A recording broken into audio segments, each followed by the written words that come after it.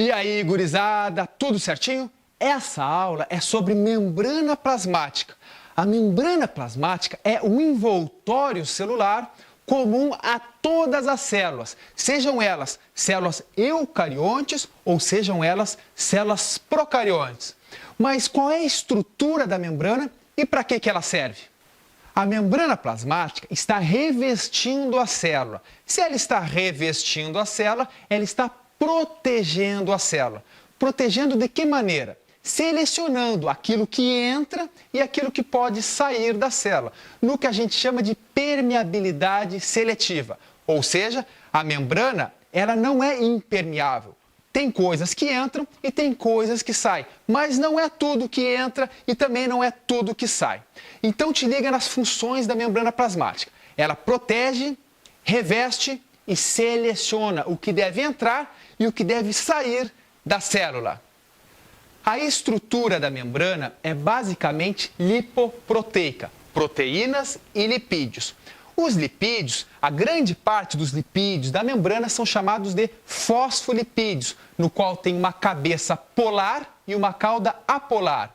Essa cabeça polar, ela tem afinidade com a água, então ela é hidrofílica, e a cauda é hidrofóbica. Graças a essa característica dos fosfolipídios, formam-se as membranas, no qual as cabecinhas ficam em contato com a água, seja na parte externa da célula ou na parte interna da célula, e a cauda apolar fica longe da água, cauda com cauda, e as cabeças hidrofílicas vão ficar em contato com a água.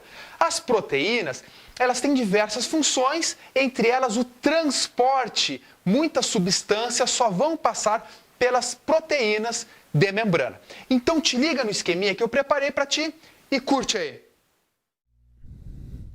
Então aqui está, gente. Temos uma célula eucarionte animal e dessa célula retiramos uma partezinha da membrana e projetamos ela aqui. Aí você deve estar se perguntando, meu Deus, mas que membrana complicada, cheia de estrutura. Sim, essa é uma das fotos na internet que eu encontrei que é a mais completinha, que mostra todas as possibilidades que podem cair aí no Enem para você. Então repara bem, esse é o modelo proposto por Singer e Nixon.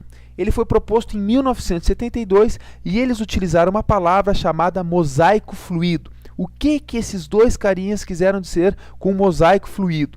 Eles quiseram dizer que todas estas moléculas que estão aqui, elas estão livres, ou seja, elas podem se deslocar. Tanto essa grande proteína ela pode vir para a esquerda, para frente, para trás, como também cada um dos fosfolipídios podem se deslocar facilmente entre eles mesmos. Portanto, é graças a essa característica que todas as membranas são representadas onduladinhas, assim. Tanto é que se você pegasse e desse um peteleco numa célula, ela iria dar aquela deformadinha e rapidamente iria retornar para sua conformação original.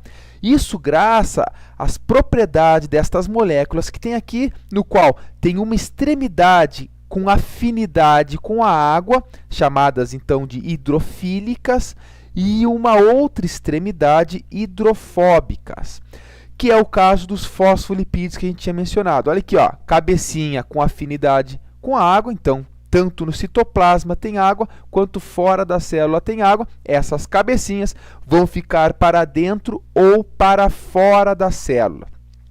Professor, o que passa pela bicamada de fosfolipídios? Pela bicamada de fosfolipídios, pode passar o CO2, que vem lá da respiração celular de dentro da célula e vai embora para a gente eliminar pelos nossos pulmões, ou também pode entrar o O2 livremente aqui pela bicamada, o oxigênio que vai lá para a respiração celular. Outras moléculas, como a água, também podem passar pela bicamada de fosfolipídio, mas aí ela demora muito, é muito complicado, não é tão fácil a água passar por aqui. Portanto, existem algumas proteínas, inclusive que foram descobertas agora, fazendo menos de 15 anos, que são chamadas de proteínas aquaporinas, que daí faz com que a água passe mais facilmente pelas proteínas, entrando assim na célula ou saindo. Então vamos lá, gente. Temos aqui outras estruturas chamadas proteínas. Tá vendo que tem essa do meio, essa aqui da esquerda e essa da direita. São três formas diferentes de representar a mesma proteína. Ora, no teu desenho vai vir assim, que é, né, formadinha, ela completinha, bonitinha, redondinha. Só que, na verdade, as proteínas não são bonitinhas assim. Elas são todas enroscadinhas em si mesmas. Então, ela pode vir também representada nesta forma. Ou pode vir representada na forma aqui da esquerda, que é como se ela tivesse sido cortada ao meio e, consequentemente, está mostrando o canal proteico, por onde passam moléculas. Então, vamos lá, gente. O que pode passar pela proteína? Podem passar moléculas um pouco maiores e também podem passar elétrons. Então, as proteínas facilitam a passagem de moléculas importantes para a célula. Essas proteínas completinhas, que vão de uma extremidade à outra da membrana, são chamadas proteínas integrais ou transmembrana. Obviamente, porque está atravessando a membrana. Porém, existem outras proteínas que elas não atravessam a membrana. São chamadas proteínas periféricas ou ainda proteínas extrínsecas. Essas proteínas aqui podem estar tanto internas à célula, ou seja, na parte da membrana que está voltada para dentro da célula, ou para fora da célula. E a função dessa proteína é a função enzimática. Ela vai acelerar algumas reações da tua célula. Outra estrutura muito importante são essas coisinhas amarelas aqui, que são gorduras. Essa gordura é chamada de colesterol. E qual é a função do colesterol? Por que o colesterol está na minha célula? Eu quero eliminar esse colesterol para mim não morrer aí do coração. Não, gente, o colesterol só faz mal se ele for em muito excesso. Porque, repara bem, essa molécula de colesterol aqui, ela tem uma função muito importante.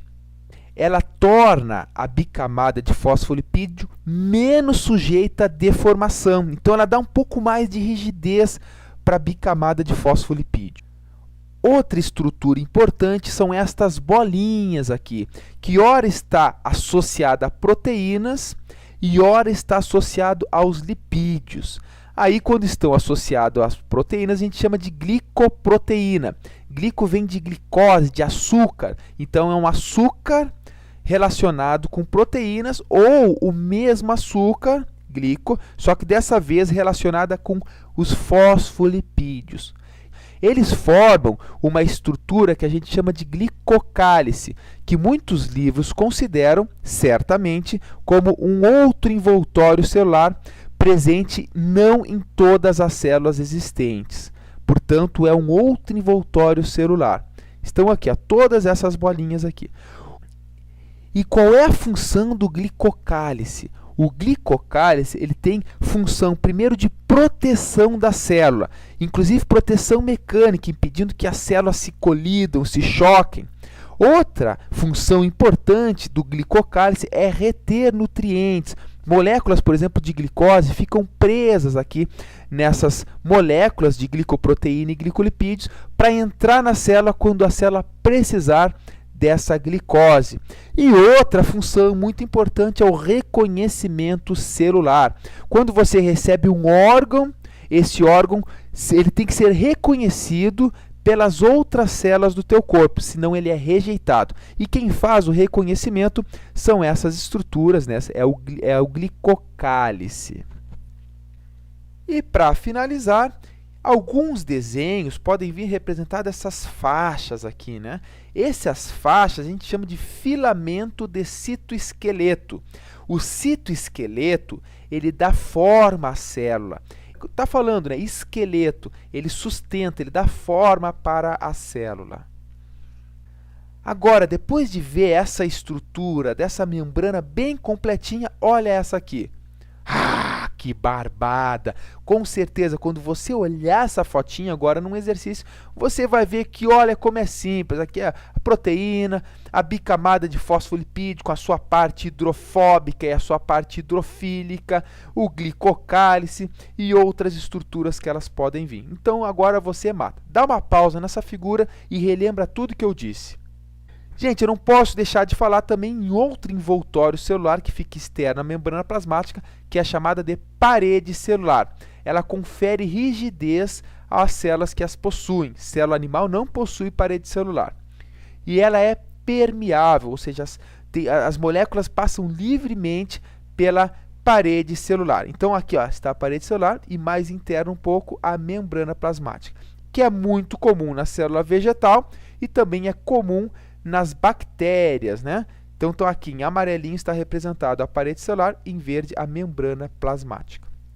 Só para constar, quais são os seres vivos que possuem parede celular? Todas as plantas, algumas bactérias, alguns fungos e alguns protozoários. Nas plantas, a parede celular é formada por celulose. Nas bactérias, por peptídeo glicano. Nos fungos, quitina e nos protozoários por sílica. Tudo certo? Tudo tranquilo? Espero que tenha gostado da aula. Se ficou qualquer dúvida, escreve aí embaixo. Um grande abraço, bons estudos e até o próximo vídeo.